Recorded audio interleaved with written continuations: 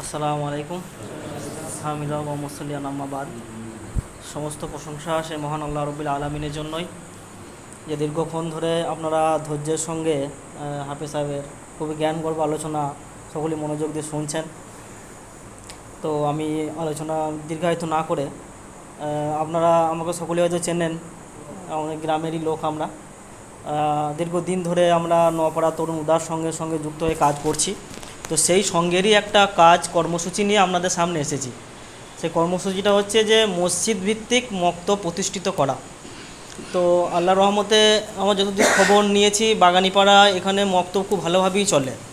বিকাল থেকে শুরু করে মাগরিবের পরেও, এসার পরেও ছেলেমেয়েরা পড়াশোনা করে, মুসল্লিরা পড়ে। তো আলহামদুলিল্লাহ খুব ভালোই চলে। তো সেই হিসাবে আমরা যেটা উদ্যোগ নিয়েছি, হাফেজ সাহেব বলেই দিলেন যে আমরা গোটা গ্রাম জুড়ে সকলকে এক করে, যেমন কোনো স্কুলে বা কোনো মিশনে যেভাবে পড়াশোনা হয় আর কি, যে সকলেরই একটা সিলেবাস থাকবে। যে সেই বইটা প্রথম থেকে শুরু করে যে আলিফবাটা কীভাবে পড়বে, নোক্তাগুলো কীভাবে জানবে, দোয়া দরুদগুলো একদিকে থাকবে, মশলা মশলাগুলো একদিকে থাকবে, এরকমভাবে একটা বই আকারে একটা সিলেবাসের মতো আমরা তৈরি করতে চাইছি। সেই সিলেবাসটা গোটা নোয়াপাড়া ছেলেমেয়েরাই পড়বে। যেমন স্কুলে একই ক্লাসে যখন পড়ে তখন সবাই একই রকমভাবেই পড়তে পড়তে বড় হয়। তো সেরকমভাবে যে উত্তরপাড়ার মক্তবে যেটা পড়া হবে, বাগানীপাড়া সেইভাবে পড়া হবে। তো এইভাবে শুরুটা যদি করি, আল্লাহর রহমতে দেখা যাবে যে একসাথেই সবাই জিনিসগুলো শিখে নিচ্ছে গোড়া থেকে। তো এটার জন্য আপনাদের সকলের আমরা সব রকম সহযোগিতা এবং যে সহযোগিতা আমরা কামনা করব। এবং যে ইসলামী শিক্ষা অর্জন করা ধরনের প্রত্যেকের জন্য ফরজ, বিশেষ করে যে ধর্মীয় জ্ঞান। আর ধর্মীয় জ্ঞান যদি না থাকে, তা ধর্ম মোতাবেক আমরা জীবনযাপন করতে পারবো না। আর এই ধর্মীয় জ্ঞানটা শেখার সবচেয়ে মূল জায়গা হচ্ছে মক্তব। কারণ আমরা বিভিন্ন জায়গায় বিভিন্ন সময় গাছ করতে গেছি, আপনারা মৌলভী সাহেব এখানে গাছ করতে যাই। তো এই পাড়াতেও আমরা এসেছি, এই পাড়াতে অনেক মানুষই কেউ কেউ বলেছেন যে আমরা তো নামাজ জানি না। তো মানুষের বয়স হয়ে গেছে, কিন্তু তিনি বলছে আমি নামাজ জানি না। তো তিনি ছোটোবেলা থেকে হয়তো সেই প্রশিক্ষণটা পাননি, নামাজ তিনার শেখার সেইটা হয়নি। তো তিনি সেই জন্য বলতে পারছেন না। কিন্তু আমাদের সাথে চারপাশে যে ছোটো ছোটো কচি কচি বাচ্চা ছেলেরা রয়েছে, তো সেই ছোটো ছোটো কচি কচি বাচ্চাগুলোকে যদি আমরা ছোটোবেলা থেকে শিখিয়ে দিতে পারি, যে ইসলামের ইগুলো, কোরআনটা শিখিয়ে দিতে পারি, দোয়া দরুদগুলো শিখিয়ে দিতে পারি, ইসলামী মশলা মশালাগুলো শেখাতে পারি, তো সেই ছেলেটা যখন বড় হবে, সে তখন নিশ্চয়ই এটা বলবে না যে আমি নামাজ জানি না। সে বললে সে নামাজের দিকে এগিয়ে আসবে। তো আপনারা লক্ষ্য করবেন যে আমাদের কচি ছোটো ছোটো যারা 9, 10-এ পড়ছে, 11, 12-এ পড়ছে, একটা সমাজ যে আমাদের চারপাশে বড় হচ্ছে না। নপাড়া স্কুল থেকে শুরু করে আপনারা ওই কী বলে ঈদগাহ পর্যন্ত দেখবেন, এই দুটো জায়গায় এখন আমাদের গ্রামের ছেলেগুলো ওই জায়গাগুলো বসে ফ্রি ফায়ার খেলা, গেম খেলা, গান শোনা, নাচানাচি ওই জায়গাগুলো করছে। তো একটা জেনারেশন, একটা সমাজ কোরআনহীনভাবে, মসজিদহীনভাবে, মক্তবহীনভাবে বড় হয়ে উঠছে। তো এই সমাজটা না একটা সময় পর দেখবেন আমাদের উপর আজাব শুরু হবে। কারণ এরা যখন বড় হবে, একটা সময় এরা সমাজের নেতা হবে, এদের মধ্যে কেউ কোনো জায়গায় সেক্রেটারি হবে, কেউ কোনো জায়গায় পদে থাকবে। তো এই ছেলেগুলো এই সমাজের কাছ থেকে ভালো কিছু আশা করতে পারবেন না।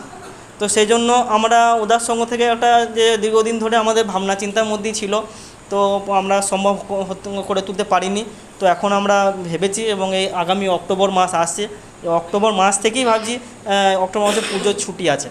তো দেখবেন নপাড়া স্কুলের পরে এক মাস ছুটি থাকে। তো এই পুজোর ছুটিটাকে আমরা কাজে লাগাতে চাইছি। এই পুজোর ছুটিটাকে কেন্দ্র করে একদম আপ টু রমজান মাস পর্যন্ত যে একটা ছেলে মেয়েদেরকে যদি এই প্রশিক্ষণটা দেওয়া যায়, তাহলে আলহামদুলিল্লাহ খুবই বেশ ভালো হবে। তো আপনারা সকলেই আমাকে বলে আপনারা সকলেই এই উদ্যোগে এগিয়ে আসুন। আপনারা এগিয়ে আসুন এবং এখানে যে মক্তব চলছে, আপনাদের নিজেদের ছেলে মেয়েগুলোকে পাঠান, এবং আপনারা নিজেরাও পড়াশোনা কিন্তু করুন, কোরআনটাকে শিখুন। যারা জানেন তারা শুনুন, কোনো লজ্জা করবেন না। আর আমাদের নপাড়া গ্রামে দেখবেন, আমাদের তরুণ উদার সংঘ নপাড়াতে হয়েছে 20 সাল থেকে, আরও অন্যান্য 5-6টা গ্রামে তারা আমাদের এই কাজ দেখে তারা হয়ে উৎফুল্লিত হয়ে তারা নিজেদের গ্রামে করেছে।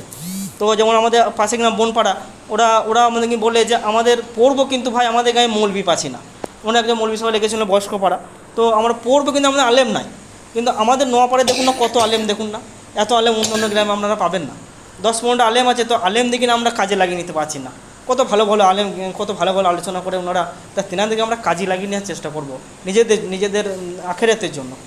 তো সেই হিসাবে আপনাদের কাছে অনুরোধ থাকবে যে এই মক্তবটা আপনারা শুরু করুন।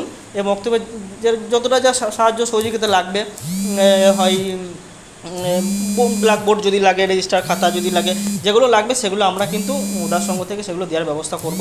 এবং আপনারা ছেলে মেয়েদের কিন্তু পাঠানোর ব্যবস্থাটা করবেন তো ইনশাআল্লাহ। হ্যাঁ, এটুকুই আমার বলার ছিল। হ্যাঁ, তা যদি কত সেই চিন্তাভাবনাগুলো আপনারা যারা রয়েছেন মুসল্লিরা একবার করুন, তারপর আমরাও আমাদের সাথে আমাদের বলবেন যে কী অসুবিধাটা হচ্ছে। আমরা যদি সমস্যা হয় সেটা আমাদের বলবেন। কমিটি যারা সেক্রেটারি সভাপতি আছে ইমাম সাহেবকে নিয়ে, যদি ইমাম সাহেবই বলবেন কিছু, যে যদি না উনি করতে পারেন, বুঝলেন তো, ছেলে যদি বেশি হয় তা যদি একজনকে নিয়োগ করতে হয় শিক্ষার জন্য। আমরা তো অনেক দিক অনেক কিছু করি, আপনারা এত বড় একটা মসজিদ করতে পারলেন, এত বড় মসজিদ করেছেন বাঙালি পড়া, নিজেদের পাড়াটার মধ্যে ওনার পাড়া আদায় করেন, অন্য পাড়া আদায় করবে, তা আর একটা শিক্ষক আপনারা রাখতে পারবেন না শিক্ষার জন্য। তো সে যদি সহযোগিতা করতে হয় শিক্ষক, আমরা সেই জায়গায় কিছু আমাদেরও ওদের সঙ্গে থেকে কিছু অবদান থাকবে সেখানে, শিক্ষকের যদি খরচাপাতি বা বাবদ। তো আপনারা একটু এগিয়ে আসুন, আমরা সব দিক দিয়ে সহযোগিতা করবেন ইনশাল্লাহ, মানে অক্টোবর মাস থেকে ইনশাল্লাহ। তার বিশেষ কিছু বলছি না, অনেকটা রাত হয়েছে। আর একটা জিনিস আমি লক্ষ্য করলাম, বাড়াবাড়ি এসে লক্ষ্য করি, আপনি বলি যে যখন আলোচনা হয় না সবাই বসে শোনে। আর আমি আমার বাড়ি আসা প্রায় 5-6 দিন হলো, তো আমি প্রতিটা মসজিদই নামাজ পড়ে দেখলাম, তো আল্লাহর রহমতে এই মসজিদেই মুসল্লি সংখ্যা অনেক বেশি। হ্যাঁ, এই মসজিদ মুসলিম সংখ্যা অনেক বেশি। তো আলহামদুলিল্লাহ এই মধ্যে কালচার আছে, মৌলভী সাহেব, সাবির ভাই, আরও সবাই করে চালাচ্ছে। তো সেভাবে মক্তবটা করলেও আল্লাহর রহমতে দেখবেন যতটুকু আরও অনেক পরিবর্তন হবে দেখবেন। রেজাল্টটা এখন না পেলেও 2 বছর বাদে রেজাল্টটা পাবেন। এই ছেলে কোরআন হাদিস শিখে নেবে ভালো করে। তাই আল্লাহর কাছে দোয়া করি যে আল্লাহ আমাদেরকে এই মক্তবটা প্রতিষ্ঠিত করার তৌফিক দান করুন, এবং নিজেদের ছেলে মেয়ে এবং নিজেদেরকেও কোরআন এবং সুন্নাহ মোতাবেক জীবনযাপন করার তৌফিক দান করুন। আল্লাহুম্মা আমিন।